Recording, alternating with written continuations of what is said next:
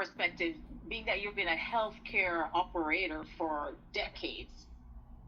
Yeah, I think kind of when I started, we were talking about earlier. I think the opportunity, and we're seeing this, kind of talking what Michael was kind of alluding to, is that the 1.0, the 2.0, and the 3.0. I mean, we currently have the technology that we didn't have 10, 15, 30 years ago. And Michael and I have spoken before. One of the first uses of telemedicine was with Apollo 11.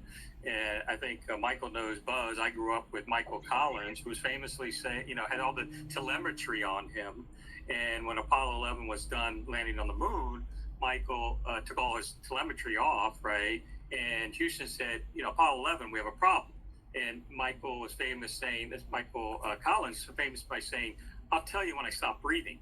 And so when we have the technology that maybe it is monitoring, we used to have Holter monitors and stuff like that, but very hospital specific, now maybe clinic, but we're really getting where we do almost like holograms and other technology with AI that we can almost beam me up, Scotty, right? If you look at Star Trek, right, in that you can have the tricoder that can, do it remotely, having diagnostic before, preventive, everything from breast cancer diagnosis to having super, computers, right? There aren't going to be many of these. The UNIVAC, right? You only need 2 of those in the universe, famously said in the 50s. Now that is more powerful than anything was built even 10 years ago. And the camera systems they have and the other technology that intertwines with AI that then can very fast process billions and billions of bytes of